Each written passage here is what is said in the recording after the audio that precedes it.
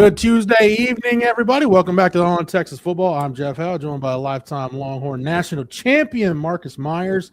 This is the Tuesday night live stream brought to you by Andy Ludicky and My Perfect Franchise. Be taking your questions for roughly the next hour. Super chats, as always, jump to the front of the line. Still kind of quiet, Marcus, finally on the portal front. Everybody who's in at this point should be in. Maybe get some stragglers tomorrow. But for the most part, the hay is in the barn. A few things left here there to pick up, but the dust has settled for the most part on the portal. Yeah, man, that it has. And I was laughing because I saw Sandman's life is meaningless again. You know, the dog days once again where we don't have football in the way that we want it, you know, until August time frame. So, but we got you here on Texas Football. We got plenty to cover, and you're right, you know, Jeff, there's going to be, you know, some stuff that'll still pop. You know, we've, you know, heard some rumblings and, you know, even seen some guys continue to enter, and then especially, you know, the two teams that played last night. I'm sure we'll touch on that a little bit. You know, they have some extra days to have guys enter. You know, I saw Mississippi State's starting left tackle, you know, entered the portal. So you're going to see some guys continue to pop up. I imagine tomorrow, you know, be a little bit more fireworks in that regard. And from there, we'll, you know, have an opportunity to kind of take a look at, you know, what this Texas football team is really going to look like and what else may still be out there for us to bring in. Real quick, before we get started, I saw he's already in the chat, so I'm going to shout him out. Shout out to Rocky P. He's been sending everybody hats. I think Jerry got his, Rod got his, maybe CJ. I got mine today. So Rocky P made me a hat that says "How Trading Card Company." Everybody knows. Yeah. So okay, all right. Bourbon Leather Company. Shout out to Rocky P and his people. Bourbon Leather Company. I'm gonna have to go just randomly buy something from Bourbon Leather Company and then see if something shows up my way. I will be rocking that. So again, that's fire. That's some nice work right there. That's some good work. I do appreciate that. Marcus, let's start off. Where do we want to start tonight? Let's start off with the game last night. We'll just get that out of the way. I asked Jerry and CJ this. I want to get your thoughts, and I'll give mine too for whatever it's worth.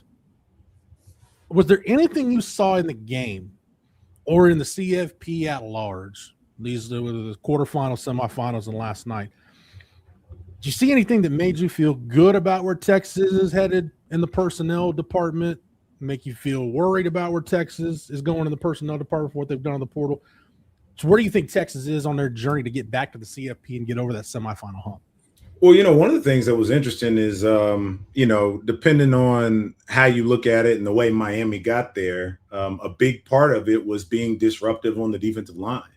And you have a great opportunity to be able to do that with the collection of talent that we have, a top-end guy like Colin Simmons, as well as having some, you know, younger guys coming on, and some different pieces that you've added that, you know, have the ability to be really, really competitive there and be able to get after the quarterback, right? I mean, they gave Fernando Mendoza hell all night, and, you know, to his credit, he just made play after play and had some really sure-handed receivers. And so, you know, to that end, you also did some things to try to shore up some of that high-end talent in the wide receiver room.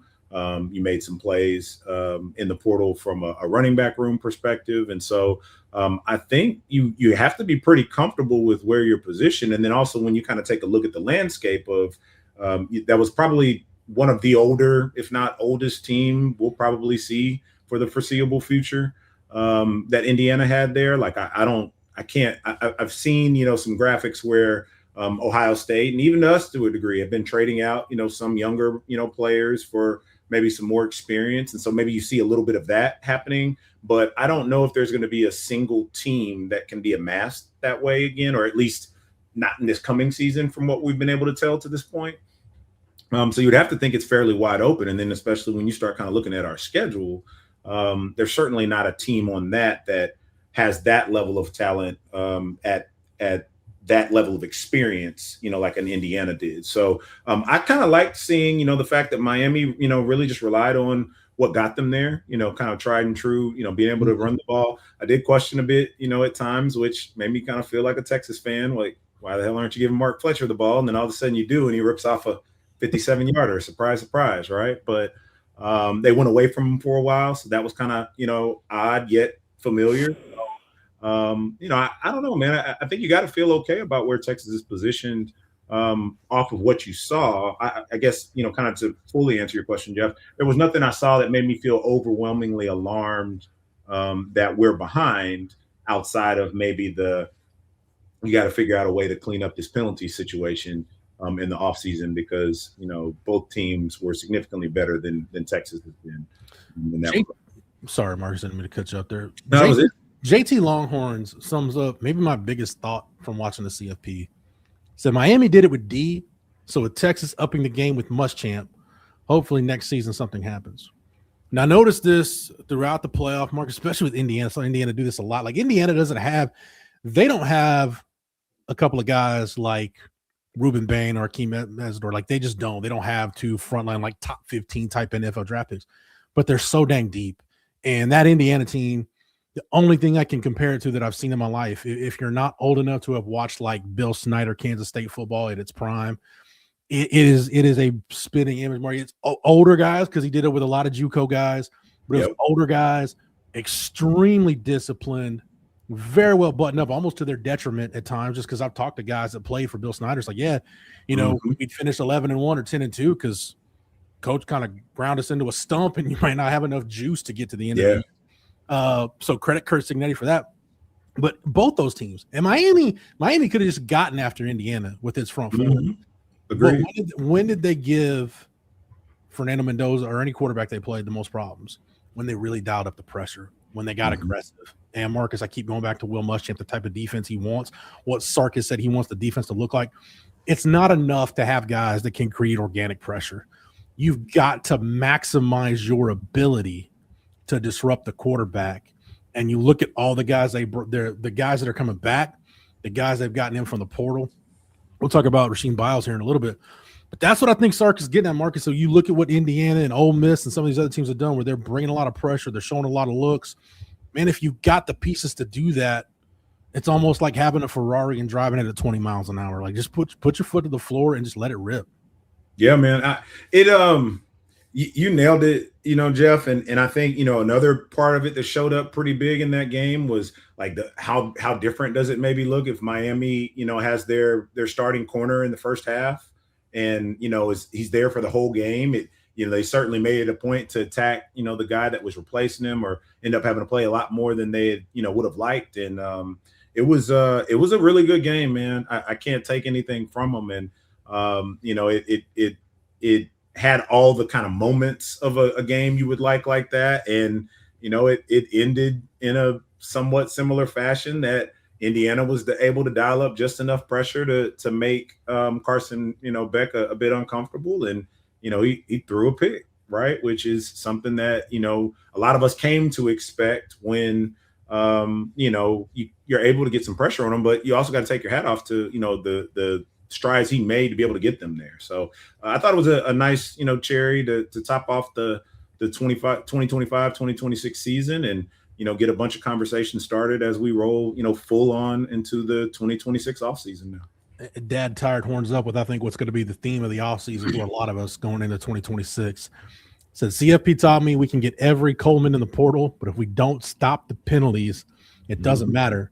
Again, Marcus, that Indiana team, that's about as buttoned up, detail-oriented, well-coached team, quite frankly, as I've ever seen since I've been paying attention to college football. Like they just do a really good job. And I really, when he said it probably 15 years ago, I thought it sounded cool, but now I really understand what it means. Bill Belichick had a quote. He said, "More football games are lost than are won."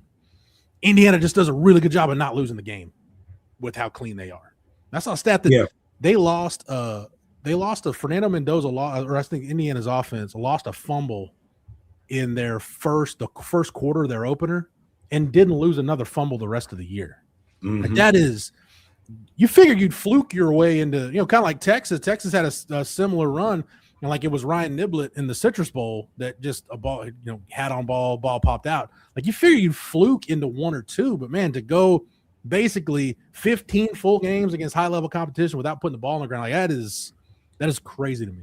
It's tough to do on air, that's tough in practice to not like just mess up a handoff exchange or, something from the center to the quarterback, whether it's under center or in the gun. So yeah, you're right, man. That's a pretty astonishing stat. And for all their like quirks and kind of as different of a guy seemingly as Mendoza is, I mean, the guy came to play, when the lights were brightest, and anytime his back was against the wall, he put up some impressive stuff. And I see a bunch of folks in the chat kind of arguing about, his run versus VY's. I think, man, honestly, you got to give him like some pretty serious credit. I mean, yeah, 4th and 5 was 4th and 5, but I mean, what he ran that in from like 10, 15 yards out? Like it was a 4th and 5 play, but he had more. It wasn't just from the 5-yard line, I guess what I'm getting at. So it was still an impressive run. Like you can't take that from him. He willed himself into that end zone, and it was a cool game to watch. I just enjoyed the back and forth of it. I was glad it was a good game. I wish there was a way both of them could have lost somehow, but it ended up going the way it went. Yeah, Marcus, I just want to mention it because we're doing this show and you were there. You were a part of that team. Mm-hmm. The VY run was the cherry on top. Like if you weren't around or conscious of football at that point, it is really hard to put into words the hype going into that game. And the fact that it not only it exceeded the hype. That's how good that game was. So it's, to me, that anything to do with that game is on another level that, quite frankly, I don't know if I'll be really lucky in my lifetime if I experience something like that again as a college football fan, as somebody who follows Texas and I consider myself kind of a historian, an amateur historian on Texas football. I'll be really lucky, Marcus, if I ever get that again. I think we all would, because you don't get the clash in the way it was the clash, right? Like they were coming off of having already won 2. We were ranked 2nd to start the season. They were ranked 1st, and it stayed that way throughout the season. There was never a jostle. There was never a flip flop. There wasn't either of us stubbed our toe and slid some. And so even when you look at this preseason and how we were ranked, and then how things finished out, and for the final 2 teams that I think I saw somebody that was kind of doing a write up on it, and he said his preseason ranking had, I think, one of them at 20 and one of them at 24, right? And then they ended up being the top 2 teams in the country. Like I don't know if you're going to get either team, 2 teams again starting at 1 and 2 and just running the gauntlet, and then matching up, and then having a true like all-time game in that manner. And I think where again the comparison does fully stop is like that pretty much ended the game. Yeah, there was one more drive, but like that run, it kind of was the cap of what really was just an amazing game all around. And I'd be curious in years to come, because I know it took us a while to really realize what we had done, but the more and more we got to talk about it, and when people would ask us, I don't think you'll find a single player on our team that at any moment thought we were going to lose that game, even when we were down by what we were. Mm-hmm. I would have to think that there was a little bit of doubt, for sure, on Miami's end at some different points in that game of whether or not they could close the deal, and ultimately they didn't. But going into it, as the lower ranked team and the team that, wasn't expected to win, I just don't know if you ever see that again.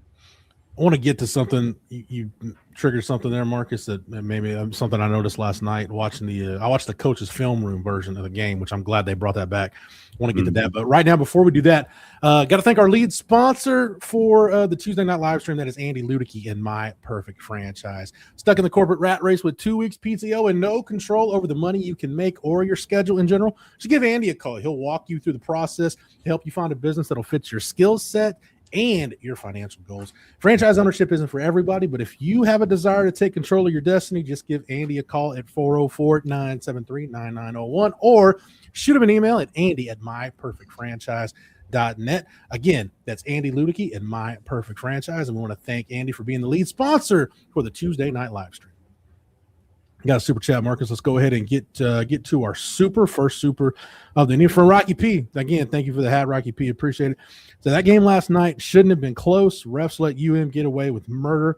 IU would have boat raced them. Sad Miami had to act like a full post game. Yeah, the Fletcher thing after the game that got caught on. Saw that on the social media floating around. That was really unfortunate. Marcus, what I wanted to, as it relates to the game last night and Miami, I kind of agree with Rocky P. I thought, Indiana they just did a really good job of not beating themselves. Like Miami, to their credit, gave themselves every opportunity to get back in the game, even through missed field goals and everything else. They were shooting themselves in the foot with penalties, everything else. But I was watching the coach's film room version, and Dave Clawson, the former Wake Forest head coach, something we've talked about here on the channel, and you talking about VY, I think the one of the big reasons why that team, it never felt like, even the Oklahoma State game, it didn't. No, I don't think anybody panicked, because Ten's body language and the way he led and his whole vibe, it never gave you a reason to panic. It made you feel like, hey, if he's okay, everybody's gonna be okay.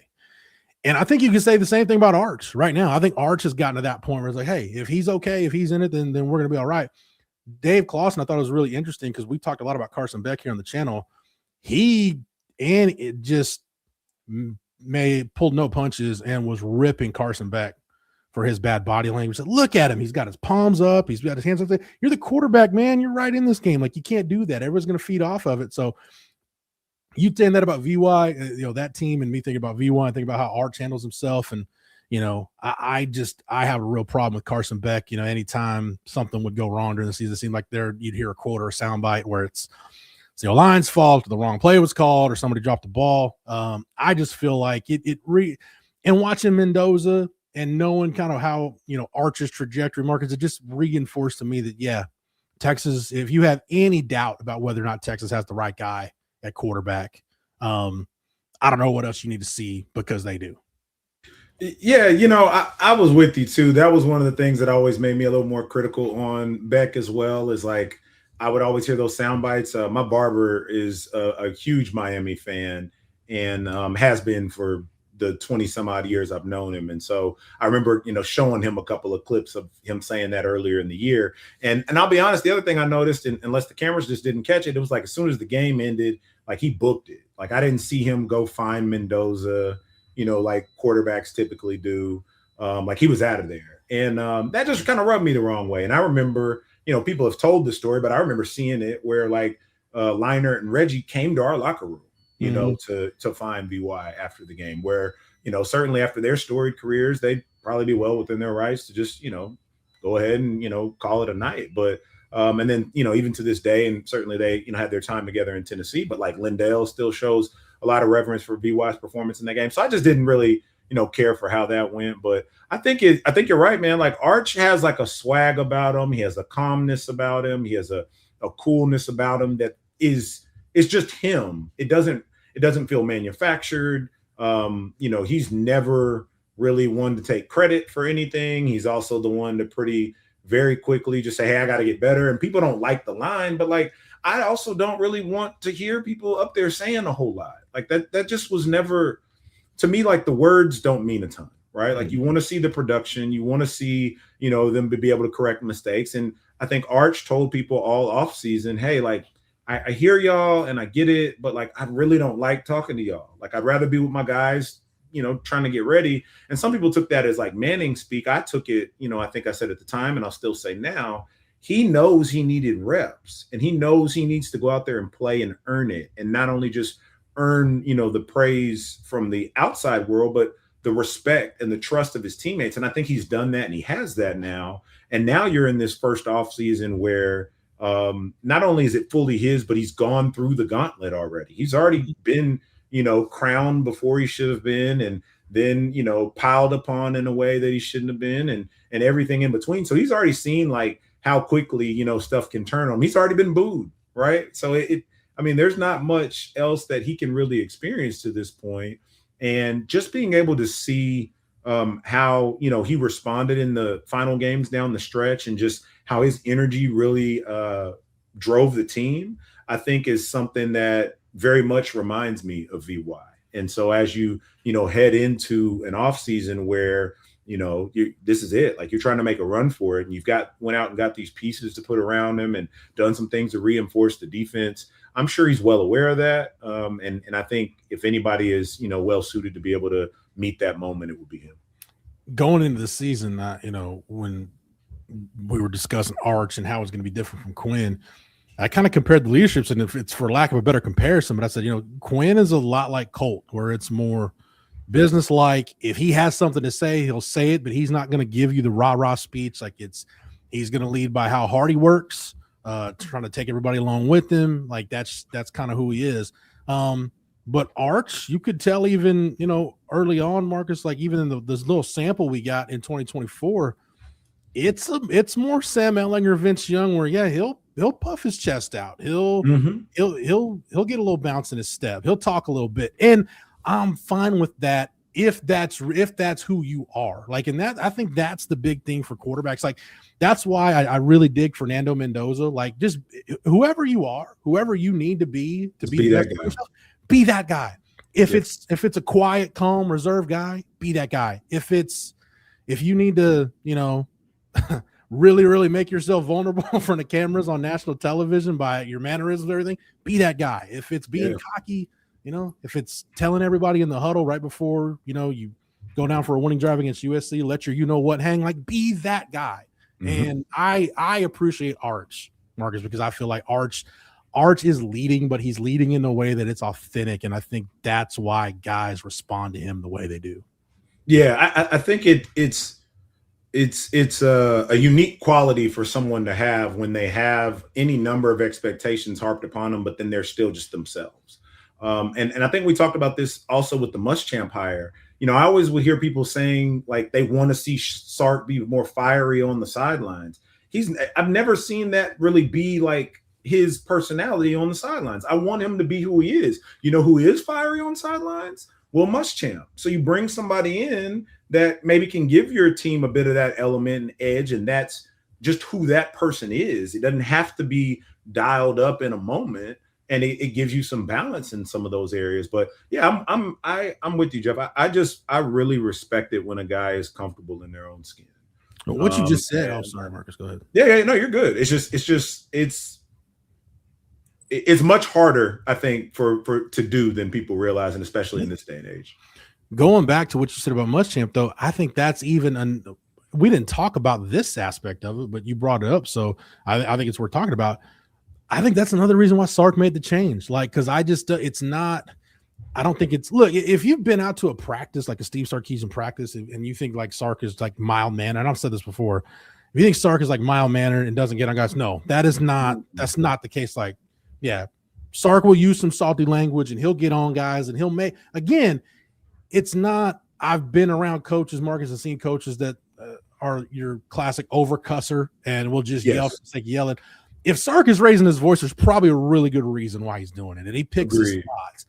But I feel like with PK was kind of the same way, but I think even, it was really few and far between when he would have kind of those moments.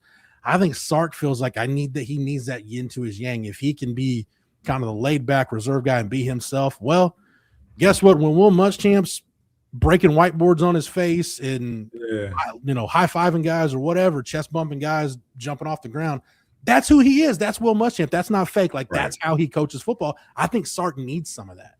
Yeah, and I think, again, to your point, I've been out to practices, past media availabilities, like.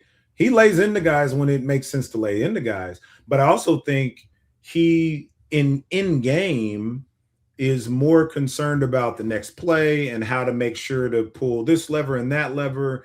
And I think certain coaches also have this innate ticker, if you will, in their head of, I don't want to go too far to ever make one of these guys feel like I embarrassed them. I remember Coach Brown talking about one of the things that Ricky Williams said to him early on was like, hey, coach, I'll do whatever you want, but just don't embarrass me. Right. And so that immediately like helped them figure out what their working relationship was. And so, look, my pops is a man of few words, but he's never once ripped me in public, but you best believe behind closed doors many a time when necessary. Right. And so I think that's maybe more of Sark's personality. Muschamp is going to let it fly any and everywhere, and that's his personality, right? And so I agree with you. I think, he thought maybe to take this to the next level, to be able to walk into Baton Rouge, to be able to walk into Knoxville, right? To have to go back into College Station again, and then ultimately try to make a run for it, this time next year, right? And hopefully end up in Vegas at the end of January of 2027. You need a little bit more edge, and Will Muschamp is certainly one that can help stoke that and bring some of that. And I think that is something that even in practices, I'll try to wrap it on this. I promise you, practices are going to be a lot more interesting too when you have Muschamp on one side and then Arch that has a little of that fire in his rim on the other, right? And so now the defensive players are going to be taking on even that more of an edge from a Will Muschamp. And, then Arch is going to be wanting to fire back with his guys. And, even just you can kind of tell just some of the swag of even the running backs that have been brought in, and just, even a Gooseby and the level that he competes at. Like some of those guys, there's going to be some really, really good competitive practices that are going to make, them that much more battle tested for game time. Yes, I saw 57 Cows question. Do y'all think Muschamp and Arch will chirp at each other at practice? Oh, yeah. I can tell you in his own way, like, again, Colt led in his own way, but man, those practices, Marcus, if you were around or heard enough about him, like, man, if you were going against Will Muschamp's defense, you better up the ante. You better have your blood warm, because if not, it's going to be a really long day. Because Muschamp's not out there to take it easy on anybody. No, he's not out there just giving looks, right? He's trying to make sure that he has his guys ready and primed to go. So you're right. The practices are going to be fun. I'm looking forward to catching a handful of them here and there, but I think it does nothing but help make everybody better. Paxton 941 with a question. It says, who is better, Greg Robinson or Will Muschamp? I don't like the term better, Marcus, just because it's you can get subjective with that all day. They were different and they were brilliant in their own ways. Muschamp, it's the pressures, it's the intensity, it's just the relentless attacking nature. What Greg Robinson did for Mac Brown in that program, and Marcus, you were there at the time, Texas Tech was a problem for a minute. And I think, the air raid had kind of caught up to Bull Reese in those last couple Bull Reese games against Tech. Like, you had a really problem stopping it.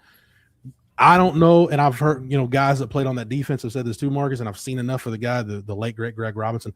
I don't know that I've ever seen anybody who understood how to defend the air raid the way Greg Robinson could defend the air raid. He just had some, I don't know if it's the zone blitzes he ran or what it was, but the way he called a game, the way he felt it, I've never seen anybody defend the air raid the way he did.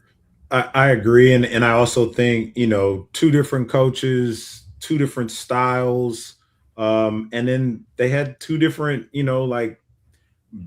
back weapons, if you will, to be able to use. Like Muschamp had Earl, Greg had DJ. Like it's kind of like pick your poison, right? At different levels, they got to do some different things, and but Coach Robinson was really, really good at solving for the air raid and kind of coaching where fits need to be, and even if you're tracking the ball, how you need to do that, whether you're a DB or a linebacker or a lineman, running to the ball after it's in the air or away from you. He had a really unique way of going about it, and it was one that you certainly respected, but he made you understand the why behind it as well. So I agree with you, Jeff. It's hard to say who's better because they coached against some different types of teams, and like I said, again, had some different weapons at their disposal to be able to do it. There was that one Larry McDuff year, but other than that, you look at the defensive coordinators under Mac Brown. I mean, to go from Bull Reese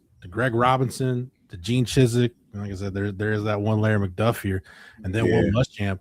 Those are the guys, between Bull Reese, Greg Robinson, Chizik, and Muschamp. That's four very different guys in the way they get it done, but four guys that got it done at an elite level. It's just great. And Marcus, you were around a few of those guys. Just great defensive minds in their own way. Yeah, man. It was a treat to be around guys that just know ball like that, have passion for it, and also have a passion for teaching it, right? And I think we had so many guys that were just hungry, to soak it up and figure out how they could play their part in something that was bigger than them. And it just, it worked out that in those years, we always had some really, really good defenses. So, it's like the next crop is trying to outdo the next crop. It's out trying to do the next crop. So, it was special times for sure. And hopefully something that they can, be able to build upon in this season that's coming up. Alan Makeda makes this point, and we'll get to a super chat and then some more sponsors here in just a minute. Thanks to some of our sponsors. But Alan says Robinson righted the Texas defensive ship twice. Yeah, and the 2013 one, he had gotten in. He was a consultant, and then there was that whole deal in Provo that my blood pressure can't handle talking about that one again. But he comes in, and it's rough for a couple of weeks, but you could tell, man, he didn't really care about the Ole Miss game or even some of those early conference games. He was putting in his defense to unleash the plan against Oklahoma.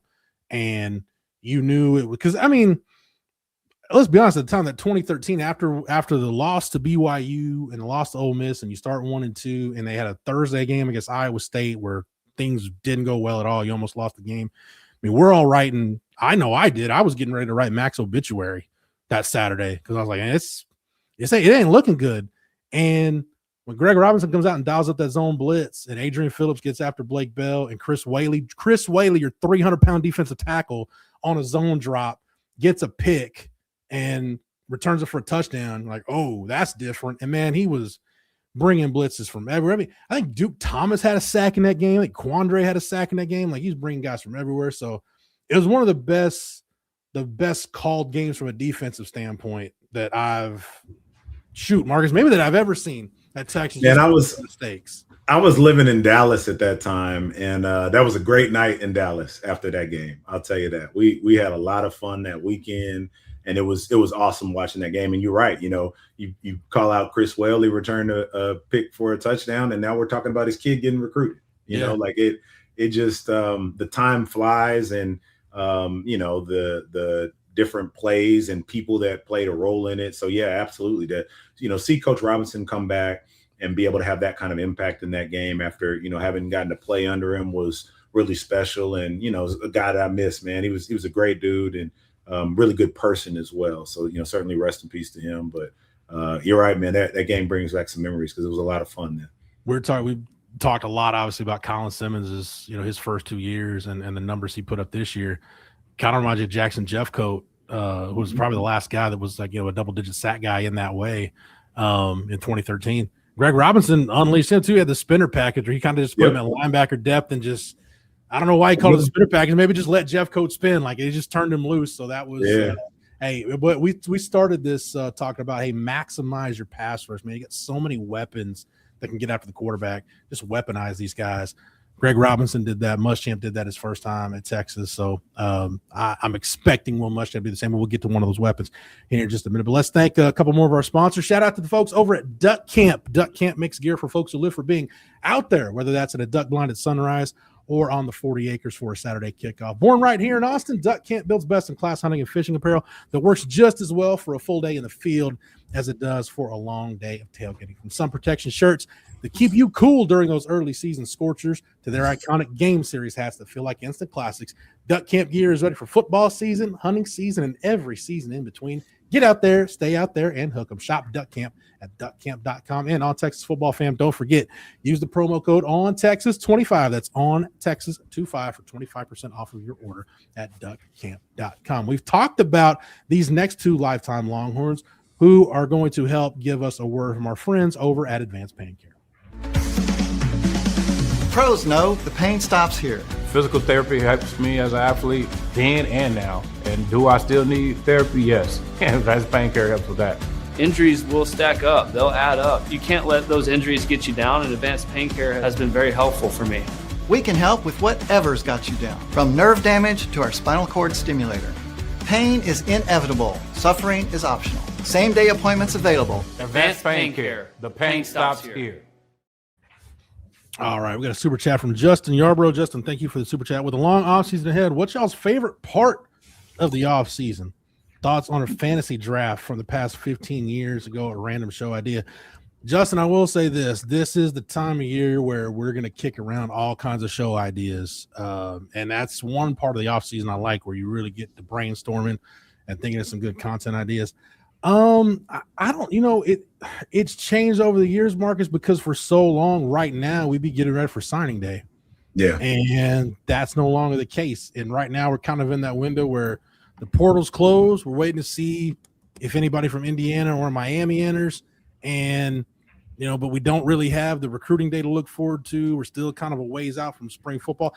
I think my favorite part of the offseason, I think, is honestly like it's camp, because especially like those first like 2.5 weeks of fall camp where it's just about ball. You're not really putting in your game plan for your opener yet, but it's just about ball. That's probably honestly even though it's the hottest part of the year, I think that's probably my favorite part of the offseason.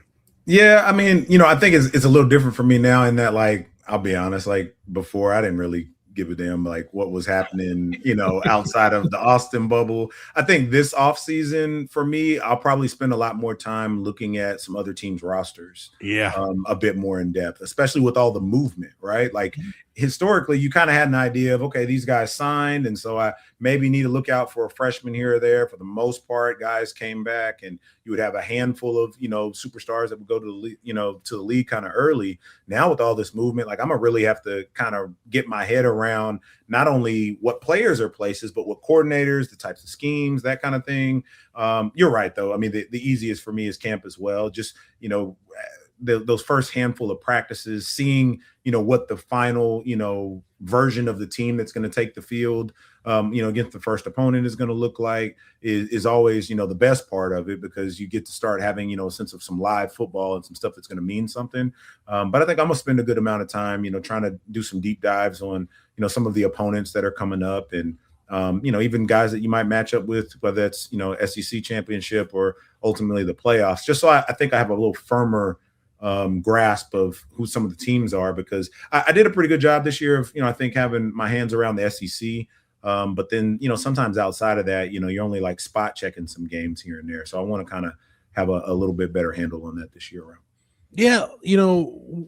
Everybody's got their way too early, top 25. And, I got friends that work at CBS, and like it's part of the content. Like you got to do it the national championship game. You know what's going to happen. But it's fun to talk about, but man, I don't know how you could do that right now, because none of us, Marcus, to your point, none of us have any idea what these rosters are going to look like. Like I can't definitively right now, other than the fact that John Mateer's coming back, and I know they got some guys on the defensive front back. I can't tell you what Oklahoma's going to look like. Me either. Other than a couple of guys, I can't tell you what Texas A&M is going to look like, or LSU, definitely LSU, or some of these other teams in the SEC. So I'm with you. I've said this before. This will be an offseason. I spend more time studying opponents' rosters this offseason than I ever have before, just because I can't keep – I'm so – it's enough to keep track of what's going on the 40 acres. I can't keep track of what's going on in Baton Rouge and Knoxville and everywhere else. Yeah.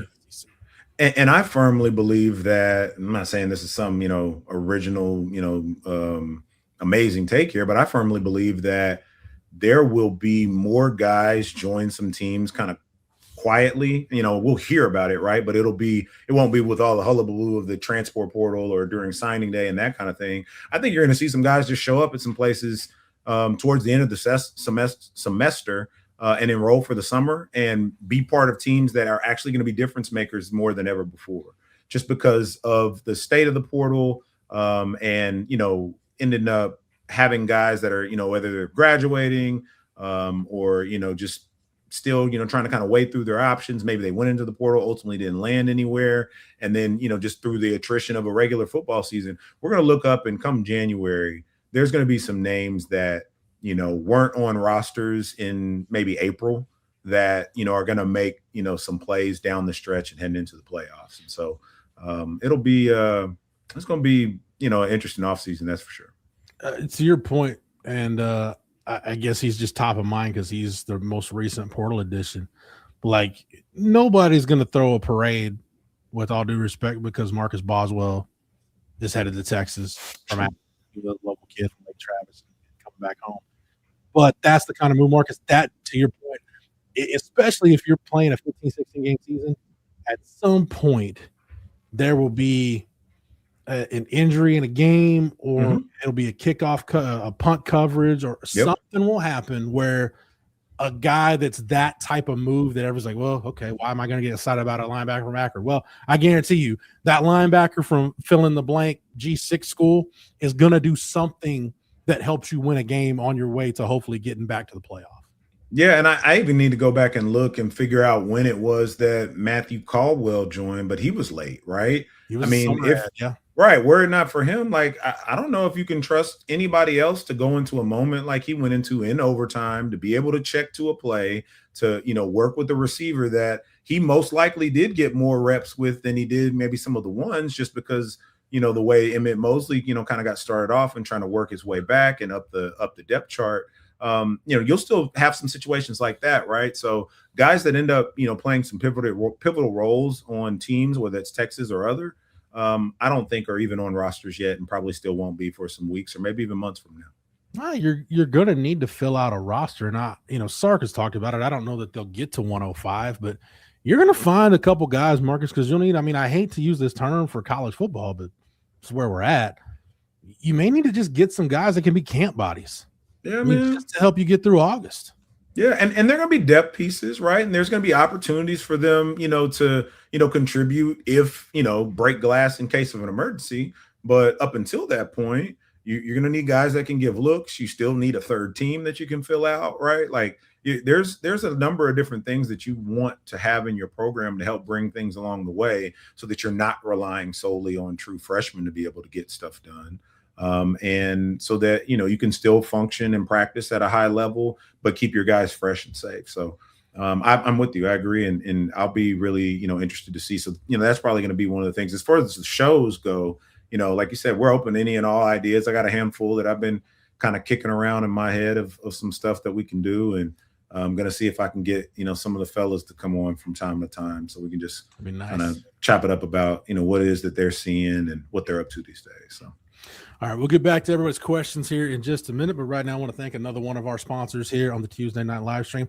That's our good friend Mark Saunders. Mark Saunders Allstate. When it comes to protecting all of your stuff, wouldn't it be great to have it all in one place? Well, here's some good news. Texas Allstate agent Mark Saunders is the only insurance agent you need. Everything from your home, car, and boat to your motorcycle, RV, and ATV. If you're looking for someone local to the Round Rock or Austin area, give Mark a call at 512-218-8571. Are you in good hands? With more than 35 years of experience, you'll be in good hands with Texas alum Mark Saunders. Call Texas Allstate agent Mark Saunders' office today at 512-218-8571.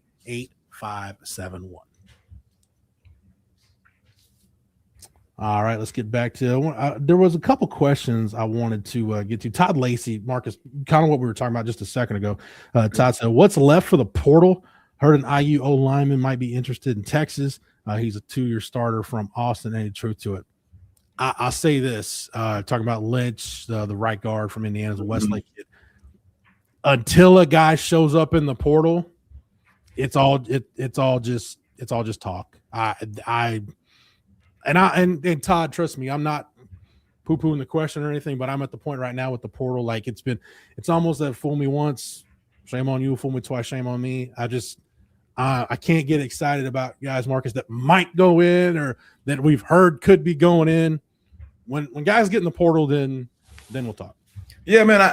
And to Todd's point, right? Like it's a fair question, and I think in the interest of us not like trying to oversell anything, it may sound a little cliche or kind of the easy way out, but like, I mean, who's not interested in at least taking a call from Texas, and or if you're away from home and you've already achieved some stuff and maybe, you're in your kind of final year. I mean, who wouldn't want, maybe kind of a Cinderella ending to their, college football career to, be able to come back to Austin. That being said, like certain things have to line up in a way that makes sense for all parties involved. And so, I'm with you, Jeff, until, it happens, I'm not going to count it. And, in all honesty, like, the way that they handled, is it Siani from Wake Forest? Yeah, the way they handled that, quiet, closed on it quick. I'd prefer that, honestly, than there to be a whole bunch of smoke. And then, it creates maybe some, undue external pressures that, maybe guys do or don't want, right? I think there's different types for that kind of stuff. Like Jordan Seaton, for example, he is enjoying the process. I said it before he, named his first visit. Like, he was going to be one that it was going to be a roller coaster for whoever was in it for. And, me personally, I don't necessarily prefer those types of recruitments, but, some people that's, how they go about it. So I'd rather just, show me the baby, if you will, on these kind of deals. And so once that happens, which, I'm sure it will, we'll be here to make sure we talk about it.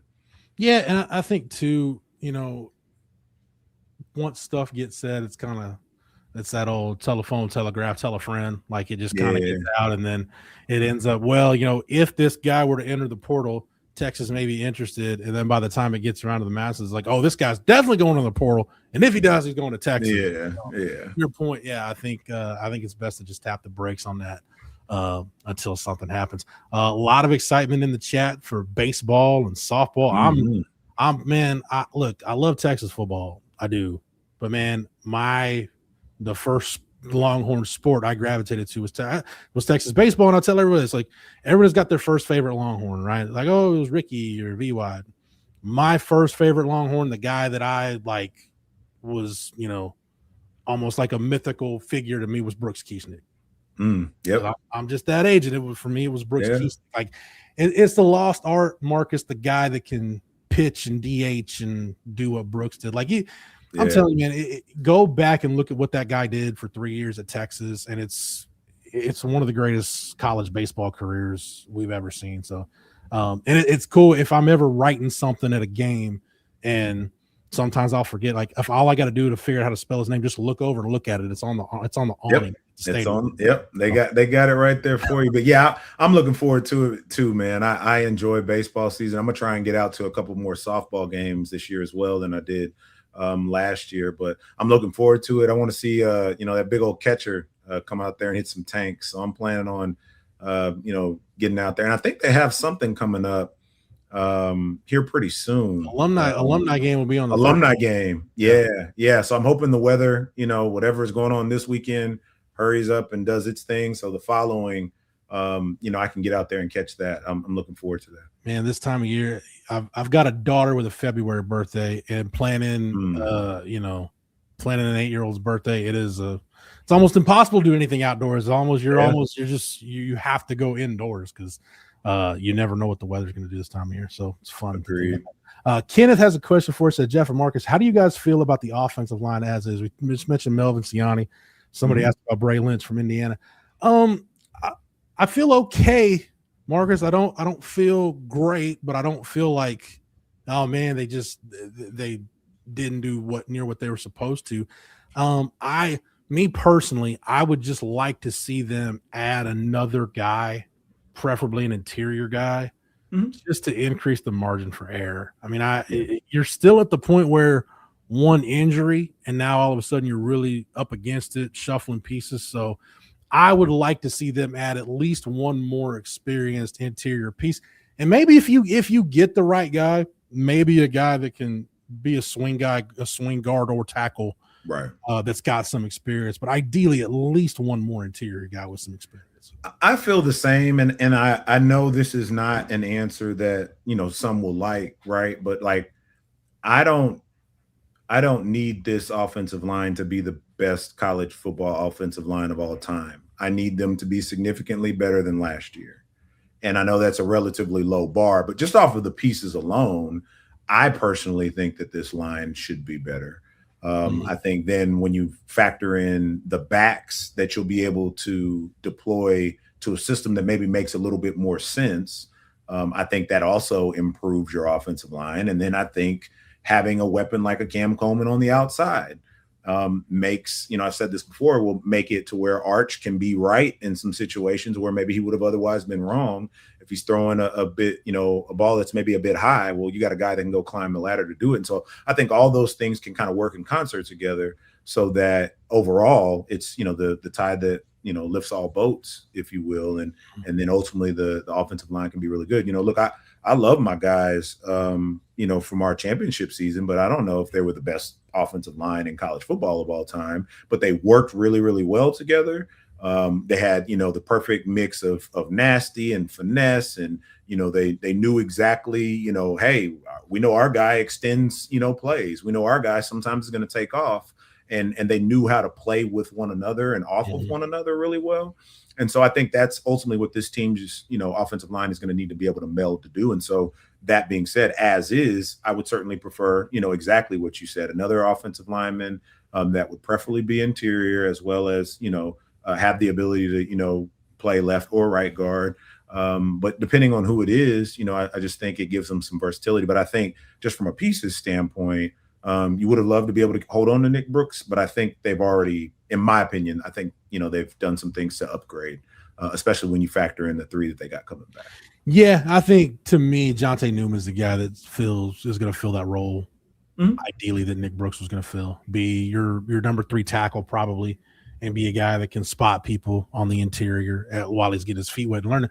Well, we talked about Melvin Siani and you know, adding Jonte Newman and Dylan Sikorsky, the Oregon State transfer. I want to get your opinion on this, Marcus, because I don't think we've talked about this on the air, but I know I've asked Rod and all the other guys.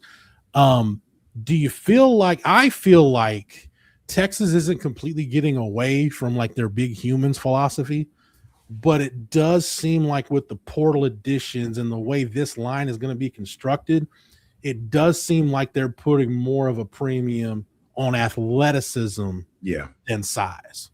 Yeah, I think that's fair. And I think for maybe what you're seeing some of the game shift to, and for just what some of Arch's strengths are, you know, maybe that's better designed for that. And what for some of these backs, right? Like you want some guys that can pull, you want some guys that are able to, you know, hold up against some of these like really twitchy, you know, kind of freak defensive ends that you have in the SEC and pass rushers in general that you sometimes have to face. And so I'm with you. I think, you know, they're still very large people, right? Like, let's not get it twisted. They're not out there trotting around at 275 just hoping they can get by. But I agree, they do have a level of athleticism that maybe the prior iteration did not. And I think that's something that they plan to weaponize. So I like, you know, again, early on in the portal cycle, I was having trouble figuring out where they were going.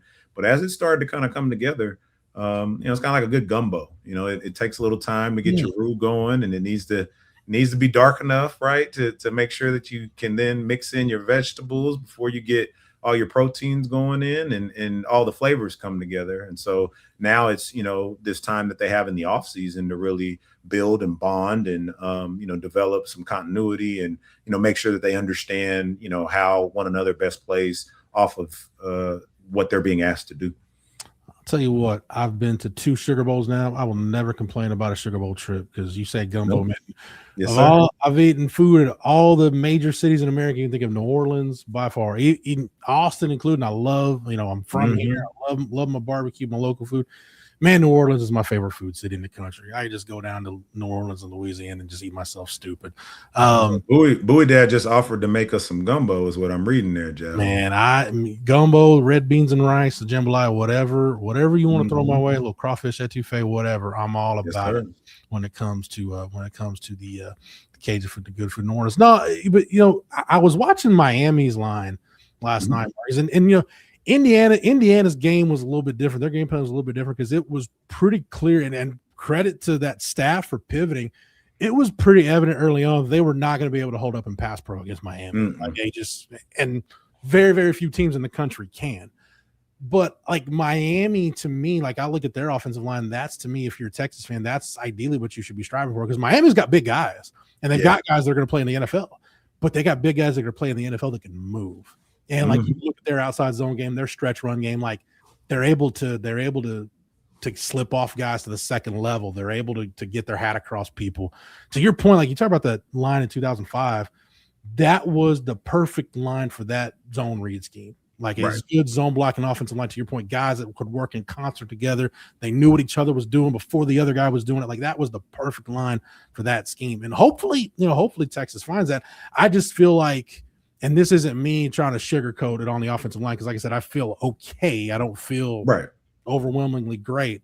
Man, if you're facing a really good defensive front that can dial up the pressure, you can have 5 Leonard Davises up front, and there's going to be times every games where it just doesn't matter. Like if a defense like Miami wants to dial it up, they're going to be able to do what they do. And I think, you know, it doesn't take rocket science to figure it out. You don't have to be a rocket scientist to do it. Like, yeah, if you bring a lot of pressure, more guys than they can block, or you've got better athletes than they do, you're going to win. I think it goes back to teams trying to copy what the Eagles did last year in the Super Bowl. I mean, football is a copycat game. But, you know, the fact that the Eagles were able to do it without really blitzing the entire game and were just able to, simple 5-man, 4-man pressures and get home.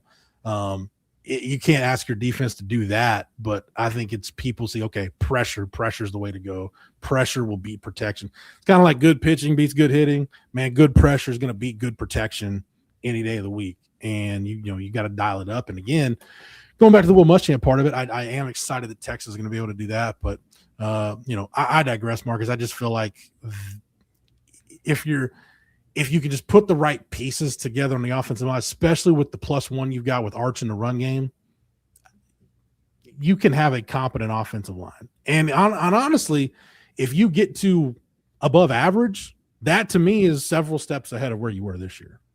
Yeah. Yeah. And that's what I'm saying, right? Like if they're well beyond competent, like you're golden. You mentioned the word, and I think a bot that's posing as Matthew jumped in there and is saying something about a Super Bowl, or I don't know what he's talking about, but you're right. It is a copycat, sport where guys are really trying to get after it. I can't remember the exact play, but I saw the highlight rolling around on social media today where there was a play that like Ruben Bain and the other end like dipped under the tackles at the exact same time and got there so fast they basically ran into each other, right? But that's just two guys that were better than the guys that were trying to stop them, in those moments. And sometimes there's no solving for that. And so you'd love to think that, a bunch of these guys are foaming at the mouth of having another year to be able to work under Leal and Clark, but then also now you're getting a chance to work with Muschamp and within his scheme, and he can point to film of any number of guys that have gone on to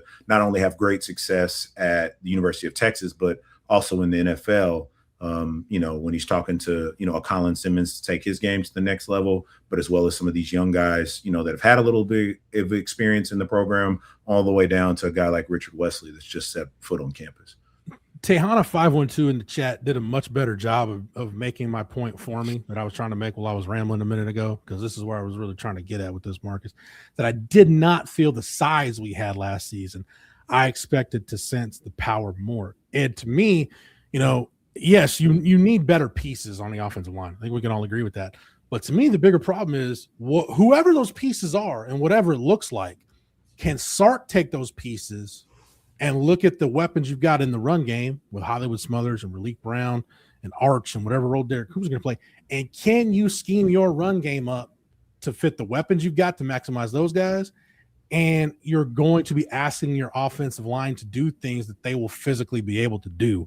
Yeah. I felt last year when the offense bogged down, like pretty much those early season games and like the Florida game, even Kentucky and Mississippi State, I felt like there were times where you were still asking this offensive line to do things that some guys, quite frankly, were physically incapable of doing. So to me, it's just for Sark, it's doing a better job of evaluating your personnel and scheming the run game in such a way that maximizes your personnel.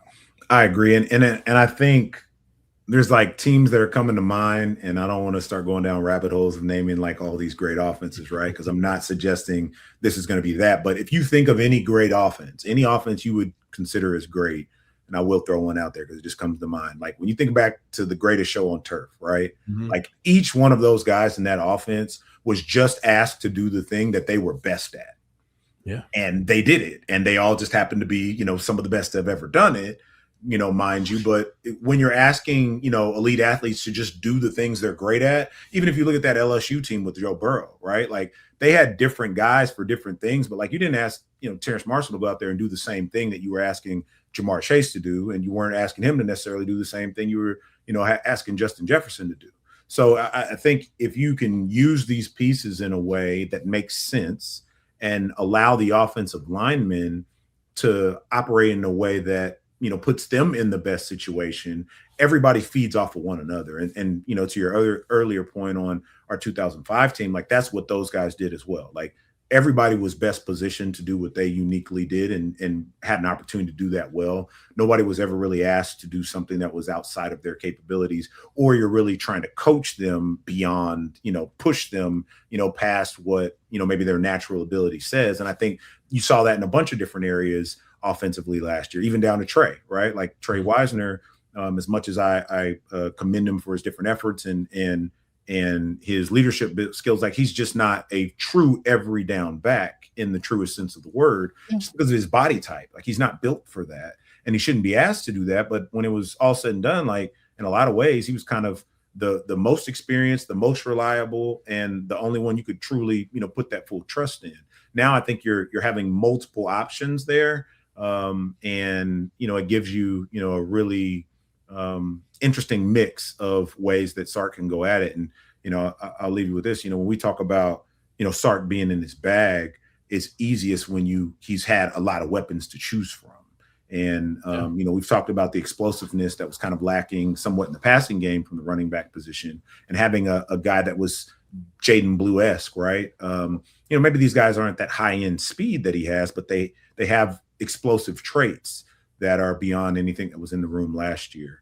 And then you pair that with, Derek Cooper. You still got James Simon, who's been in the program. Like, I think, they have some unique things that they can do both in the running game and the passing game that can help the offensive linemen, as opposed to saying, like, hey, we need y'all to go and do this thing that you're not great at, so that then we can have success with these pieces that don't necessarily fit what we're asking you to do either, right? Yeah, when I think of what you're talking about, Marcus, and I don't think I'm supposed to say his name, but Voldemort, who was the head coach at Baylor about 10, 15 years ago, his offense, you look at the track record of that offense, and it doesn't equate to a ton of NFL success. I mean, you look at the guys that played in that offense, other than RG3 before the injury and Terrence Williams for a couple years with the Cowboys, none of those guys really hit in the NFL. But what was great about that offense was it could take a guy like Tevin Reeves, who's probably not on the recruiting board at the time for most of the Big 12. Yep. But he wasn't being asked to be an all-around receiver. He was asked to be the slot guy in that offense. And in the slot guy in that offense, we want you to do one thing. We want you to try to run past everybody, and we'll throw you the ball. So it worked. And guys like Corey Coleman and Terrence Ganaway, like, they had roles in that offense. And it worked. I think that, I think in a lot of ways, defensive football's caught up to that scheme. And I think that's proven that the guys that are still running a version of it, whether it's Levy or Heupel or whoever, they've really advanced it. And it's not quite the same as it was back then. But that, to me, is what that offense was all about. Like, that was the simplistic beauty of that offense. It's, we've got it. They don't have like just these great dynamic all around players. But if you do your job in this offense, then it's going to work. So that's basically what we're getting at here with this offense, is just find guys that can do your job. And we talked about this too, Marcus. I feel like with the weapons he's got, Sark always says the more things we do well, the tougher we are to defend. I think his quote should be, the more guys I trust to do what's asked of them, the tougher we are to defend. Yeah. Because a lot of times, I think that's why Trey Wisner kept getting chances, because I don't think he trusted the other running backs. I think and Trey earned his trust based on what he did the year. I agree. He trusted Trey. For whatever reason, he trusted Cole Hudson, and I think there were guys like Connor Robertson and some other guys that had to earn his trust. He trusts Ryan Wingo. The more guys he can trust, and I do feel like these guys are talented enough to earn his trust. That's how guys are going to get the ball, and I think if you look up in the first few games, it's like, wow, look at how many different guys have touches, how many different guys have an explosive play. That's what I want to see. But I think, Marcus, it's only going to be that way if Sark really trusts these guys in the roles he puts them in. I agree. And I think, you nailed it. Like, I think he's elevated the level of talent that he's wanting to trust. And at least having seen them done it in some other places, and having some regional projection of, okay, if I put them in my offense, maybe I can expect this.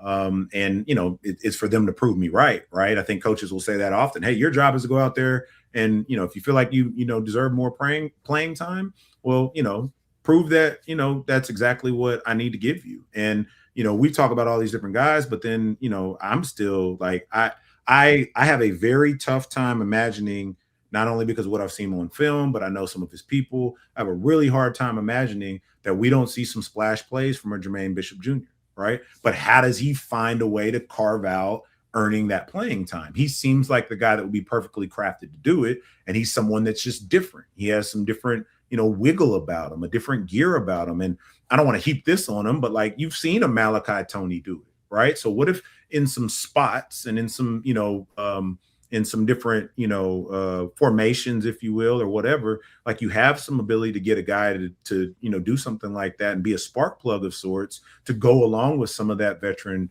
leadership that you're going to have in that room. I think, there's any number of possibilities. And one that'll still be underrated is bringing in the guy from Michigan State. Like, I think that's going to be huge because it makes a very clear delineation of, this is your job. You're here to do this thing, and I need you to do it really, really well when called upon. And, the rest of you, all right, we're going to find some ways to use you, in the passing game, or move a Townsend around, for some of those little, H-back type end arounds, or, maybe some more explosive type plays. Like, I think it helps to more clearly define people's roles, even if other teams can't fully, sniff it out right away. I think for us watching it as closely as we do and following the team, you'll be able to see a bit clearly who's going to be asked to do what. And sometimes when you take some, it's like a less is more kind of thing, right? Like, if you're not asking Wingo to do every single solitary thing and he's not overthinking and feeling like he has to be the guy, well, how much more effective can he be when he's working against, maybe second or third corner, or maybe he doesn't have a guy over the top now, right? So it opens up a lot of different things for the offenses as a whole. When we started, based on the national championship game, we started the show talking about VY. Chat, I don't know how you got there, but the Jeff Fisher, Vince Young debate rages on in the chat on the Tuesday night. No. Hey, I'm just telling you, Marcus, in life, find you someone that loves you as much as Longhorn fans love VY. Like, they will do VY to the end of the earth, and I love them for it. I love it. Hey, I do want to mention one thing before we get out of here. Actually, two things. You mentioned Jermaine Bishop Jr. I want you to I want you to everybody to listen to this quote right here, just and understand Jermaine Bishop's family tree. If you don't, this is a quote from Tom Brady. Tom Brady called this guy one of the best athletes he's ever seen. Who was Tom Brady talking about? Talking about Michael Bishop. Mm-hmm. On that family tree. And we're talking about Signetti building the model. Bill Snyder did it at K-State, and Michael Bishop back in the day at K-State. Man, you talk about a guy that was, again, for me as a kid in middle school at the time, kind of these mythical college football figures. Michael Bishop was a Heisman finalist the year Ricky won it. So yeah, I was as much as I could watch and pay attention to K-State, Michael Bishop was a special quarterback. Again, Willis and Blinn, and then on to K-State and then the NFL. Yeah. When the GOAT tells you you're one of the best athletes he's ever seen, I would put that on a business card and probably pass it out to people. And Marcus, I want to get your thoughts on this real quick. Pro Football Focus has started running down their top 101 players from the college football season. Okay. As much as everybody's excited about this past season. Past season. Okay. As much as everybody's excited about Raleek Brown and Hollywood Smothers and Cam Coleman, getting Rasheed Biles from Pitt was just about as big as important of a move as any. One of the highest graded linebackers in the country, who's the first PFF first team all ACC guy. Look, I know you guys don't get to talk to producer Matt, but producer Matt is more excited, I think, about Rasheed Biles than any transfer Texas has landed. So that should tell you something. That told me something. Marcus, you've had a chance to watch him now, to get to kind of feel his game a little bit. What do you like about Rasheed Biles, what he's bringing to the table for Texas? I've talked a little bit about this before, I think, but I'll probably just be stating this over and over until, like, he does something that proves me wrong. But he's an extremely instinctive player. And he arrives with a purpose, right? To be what you would call an undersized linebacker. Like, he brings a punch, when he's at the point of attack. He's great in space, which I love. And then, when he gets his hand on the ball, man, like, he is not just looking to, catch it and go celebrate. Like, he's trying to take it to the house.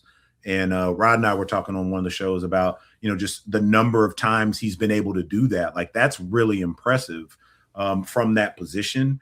And it also leads you to believe that, you don't, while I say instinctive, it's also, he's got to be a good student of the game. Like, he's not out there just winging it. Mm-hmm. And so, again, I allowed, my brain to start, kind of thinking about, what is Will Muschamp going to do in a defense where they know they have to account for Colin Simmons. You can line him up next to Ty Anthony Smith, right? And you have these different chess pieces that you can work with, whether it's a Justice Terry taking a jump, a Murad Watson being healthy, How does Lance Jackson, continue to evolve? Can I sprinkle in Richard Wesley here and there? When, does Tyler Atkinson really start coming along? But this is a guy that likely will not come off the field, right? Like there's no real reason for him to. And he flies around, he plays with attitude, he has swag about him.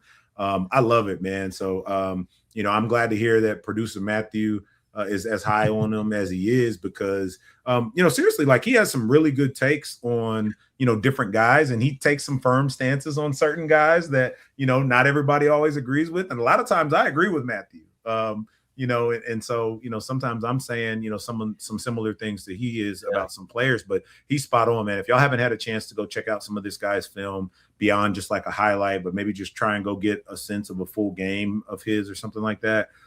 He flies around, and I think he'll do just that in Rasheed Biles. In Will Muschamp's offense. And one more point, Jeff. Again, underrated pieces that you're picking up. You go and get a guy like an Ian Jafar.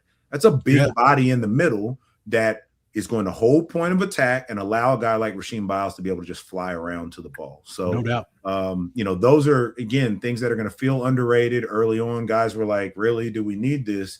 I think you're going to, find that it's going to go a really long way as the season progresses. In your run-of-the-mill average defensive scheme, do you need, a 370-pound nose? Maybe not. But Will Muschamp needs one for certain situations when he wants to go to an odd front. Like, he needs that big guy over the ball. So they do have and real quick, actually, let me go ahead and thank our lead sponsor one more time. That's Andy Ludicky and My Perfect Franchise. Do you want control over your own destiny? Maybe franchise ownership is right for you. If you think that could be the case, then call Andy Ludicky. He's an expert at placing people with the right franchise that fit your strengths and finances. Franchise ownership isn't for everyone, but if you have a desire to take control of your destiny, call Andy at 404-973-9901 or email him at andy@myperfectfranchise.net. That's Andy Ludicky at My Perfect Franchise. And again, thank you to Andy Ludicky and My Perfect Franchise for being the lead sponsor for the Tuesday night live stream here on Texas Football. One quick thing I want to get to, Marcus, before we get out of here. CB asked it about a comparison between Gary Johnson and Biles. Biles' comparison to Gary Johnson when he arrived on campus. I can see how you may draw that comparison size-wise, but Gary was about, I don't even think Gary broke 200 pounds while he was here. Biles is 210, 215, so he's a bigger guy.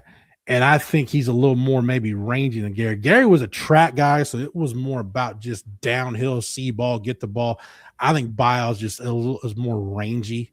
Marcus, better ball skills too, I think. So I see how people might want to make that comparison from a size standpoint, but to me, they're just different guys. Yeah, I agree. He has a little bit more size to him than Gary. And it's just a bit different type of player, kind of in the same vein. I think I saw Cisco in the chat asking what was a game that I would recommend watching. I watched the full game of him playing East Carolina again last week. All game, yeah. All over the field. Like, I want to say he had 14, 15 tackles, something like that. Maybe 3 tackles for loss. Like, he was a wrecking ball, and I think that gives you a pretty good sense of his range. And then if you get an opportunity to watch him in any pass coverage as well. I would say it's a little bit different than Gary. Also, I would say he's more refined than Gary. If you remember where, kind of Gary was coming from in his career, you're talking about a guy that's been all ACC twice already. So, this is a guy that literally was giving, teams hell all year for multiple years now. It's I've become a big Bill Simmons fan, and I hear Bill talk about different basketball players. It's like, well, if you took this guy who played 20 years ago and put him in the NBA now, like, what would he be doing, and how guys can play in different eras. Gary Johnson was the perfect off-ball linebacker for the Big 12 at that time. Yeah, agreed.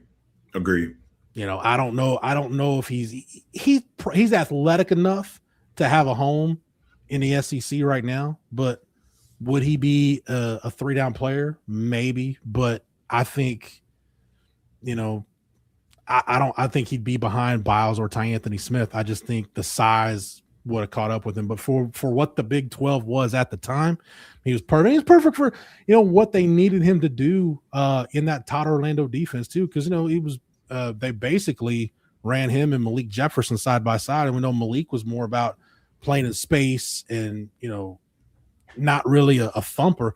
Gary, even though he was, 6 foot, 190 pounds, he was a thumper. He'd get in there and go C gap to C gap and smash you.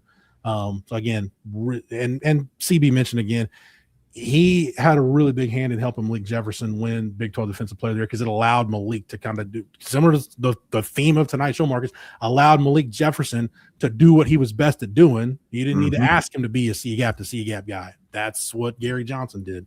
And Todd Lacey Mission destroyed UGA. That was a really good one to end Gary Johnson's career.